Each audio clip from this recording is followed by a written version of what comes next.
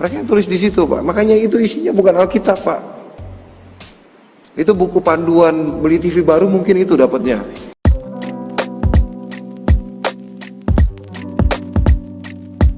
Assalamualaikum, selamat datang kembali di channel ini. Kali ini saya akan membahas tentang Stephen Indra Wibowo. Kalau teman-teman mengikuti video saya, setidaknya sudah ada 7 video tentang Stephen Indra Wibowo. Jadi buat teman-teman yang belum nonton video sebelumnya, silahkan nonton di playlist ini. Saya sudah membuatkannya. Dan juga buat teman-teman semuanya, jangan lupa subscribe juga di channel cadangan saya. Saya sudah tulis di link deskripsi dengan nama akun Luis Apologis. Nah, seandainya ada sesuatu dengan channel ini, setidaknya sudah ada cadangan yang bisa nanti mengcover jika ada masalah di channel yang ini. Poin yang akan saya bahas pada hari ini adalah mengenai statement dari Stephen Indra Wibowo yang katanya Alkitab itu hanyalah buku panduan beli TV yang baru. Nah, mungkin udah nggak ada argumentasi yang lain sehingga dia bilang seperti itu, guys. Kita langsung aja denger videonya supaya lebih gampang untuk kita dapat mereview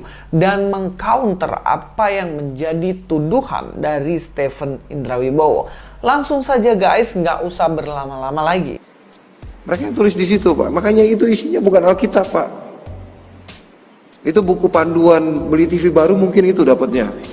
Sekarang jelas ya bahwa Stephen Indra Wibowo sendiri yang mengatakan bahwa Alkitab itu ditulis sendiri oleh orang Kristen dan di situ isinya buku panduan untuk beli TV baru. TV yang baru kita dapat buku panduan. Seperti itu. Benarkah seperti itu? Ya jelas enggak dong, guys. Nuduh tuh Mbok Yo yang cerdas sedikit. Masa dituduhnya dengan dibandingkan buku panduan TV baru? Dari kecil juga saya baca Alkitab nggak pernah ketemu cara mematikan TV yang benar. Cara menghidupkan TV yang benar nggak pernah ketemu dalam Alkitab. Kalau kita lihat aja ya, sebenarnya ini gampang sekali di counter apalagi sama anak TK, anak balita, anak sekolah minggu. Zamannya Alkitab ini ditulis pun belum ada televisi. Masa sejarahnya ngaco banget. Kalau Alkitab sebagai tutorial memperbaiki atau merawat keledai, mungkin ya masih masuk akal lah. Ini dibandingkan dengan TV yang bahkan pada zaman Tuhan Yesus sendiri belum ada. Yang kedua, teman-teman Stephen Indra Wibowo sendiri itu mencari nubuatan di dalam Alkitab. Nubuatan tentang siapa ya? Tentunya nubuatan tentang Nabi Anda. Lah ngapain Nabi Anda dicari di buku panduan TV baru? Kalau memang itu buku panduan membeli TV baru. Tolonglah kompak dikit lah Anda dengan teman-teman Anda. Suka cari nubuatan Nabi di dalam Alkitab, kok dihina Alkitab katanya buku panduan beli TV baru. Yang lebih sadis lagi, Anda cari makan dan teman-teman Anda cari makan dari buku panduan beli TV baru ini, dari Alkitab yang Anda jelek-jelekkan terus. Nah, dengan menjelekkan kan dapat makan dari situ. Tapi kok masih bisa dengan pedenya mengatakan Alkitab itu adalah buku panduan beli TV baru. Asalkan Anda tahu saja ya bahwa isi dan sejarah dalam Alkitab ini adalah yang paling detail dari semua buku dan kitab yang pernah ada di dunia ini. Bahkan kisah dari Adam, Hawa, sejarah Daud, sejarah Isa Al-Masih atau Yesus itu sendiri, bahkan sampai nanti akhir zaman sudah tercatat di dalam Alkitab kami. Yang jelas ini lebih lengkap dari kitab manapun. Tidak mungkin kitab ini disebut sebagai buku panduan membeli TV baru. Mari saya akan menunjukkan beberapa bukti yang menunjukkan bahwa kitab ini luar biasa, bahwa Alkitab kami Alkitab yang paling unggul dari segala kitab yang pernah ada di dunia ini. Saya akan menunjukkannya, guys. Di dalam kitab kami, dalam Alkitab jelas ada hukum Taurat yang tidak sekedar menjadi panduan untuk membeli TV baru, tetapi panduan untuk hidup yang benar-benar berkenan di hadapan Allah.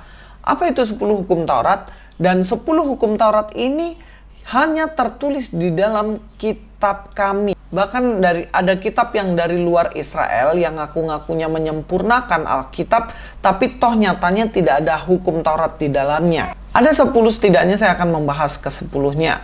Yang pertama adalah jangan ada padamu Allah lain di hadapanmu. Yang kedua, jangan membuat bagimu patung yang menyerupai apapun yang ada di langit di atas, atau yang ada di bumi di bawah, atau yang ada dalam air di bawah bumi. Ini jelas menunjukkan bahwa tidak boleh ada berhala, tidak boleh ada Allah lain. Allah Yahweh saja, Adonai saja yang boleh kita sembah. Yesus Kristus saja yang adalah Allah menjadi manusia itu yang boleh kita sembah. Dan kalau ada yang mengaku Allah dari tempat lain, ya jelas itu salah dan keliru. Yang ketiga, jangan menyebut nama Tuhan Allahmu dengan sembarangan, sebab Tuhan akan memandang bersalah orang yang menyebut namanya dengan sembarangan. Artinya tidak boleh seenak-enaknya bersumpah atas nama Tuhan tapi tidak ditepati. Kayak pejabat-pejabat kan banyak ya yang bersumpah di atas Alkitab, bersumpah di atas kitab sucinya, tiba-tiba ujung-ujungnya mereka korupsi, menipu rakyat dan lain-lain. Nah, itu namanya memakai nama Tuhan sembarangan dan itu dilarang. Dan hukum Taurat yang keempat, ingatlah dan kuduskanlah hari Sabat untuk kita mengingat waktu-waktu beribadah kita kepada Tuhan. Dan empat ini adalah hukum yang menunjukkan kita mengasihi Tuhan kita. Masa ini buku panduan beli TV baru? Ya kan enggak banget gitu loh. Ini jelas membawa kita kepada hidup yang benar. Ini mengatur kasih kita kepada Tuhan. Dan selanjutnya untuk hukum yang kelima sampai dengan yang ke-10 ini mengatur untuk kita mengasihi orang lain. Contohnya, hormatilah ayahmu dan ibumu, di mana Tuhan menginginkan kita menghormati orang tua kita, bukan justru melawan orang tua kita.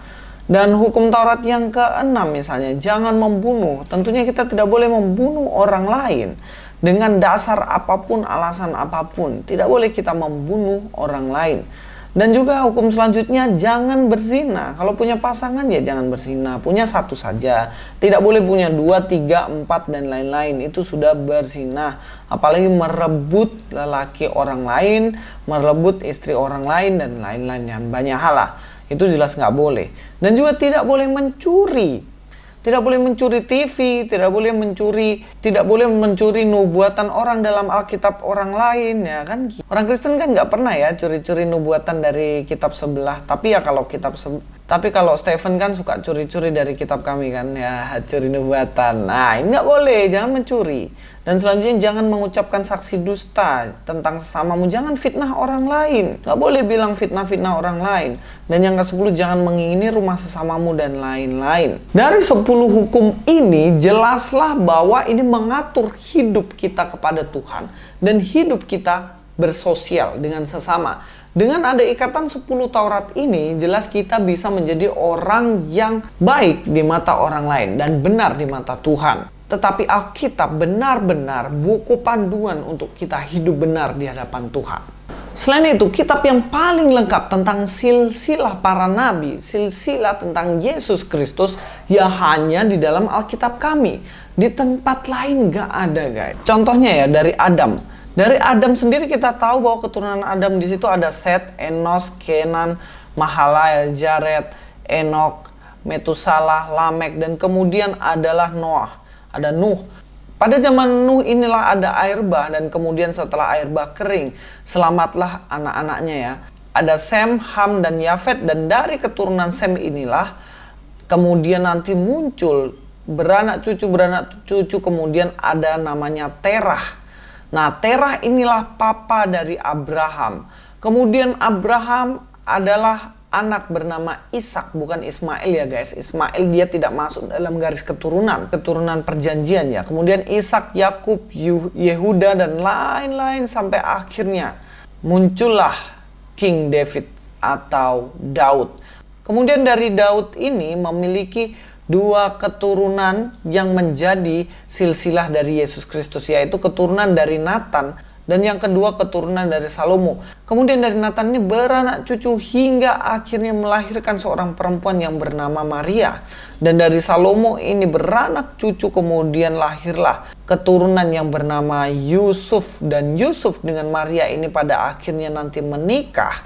Inilah yang menjadi garis keturunan dari Yesus Kristus. Sekalipun Yesus Kristus bukan anak kandung dari Yusuf, tetapi secara status dia menjadi anak Yusuf karena Yusuf menikah dengan Maria. Dan tetaplah Yesus ini menjadi keturunan dari Raja Daud sesuai dengan nubuatan. Dan ini jelas tertulis. Dan ini jelas ada di dalam Alkitab.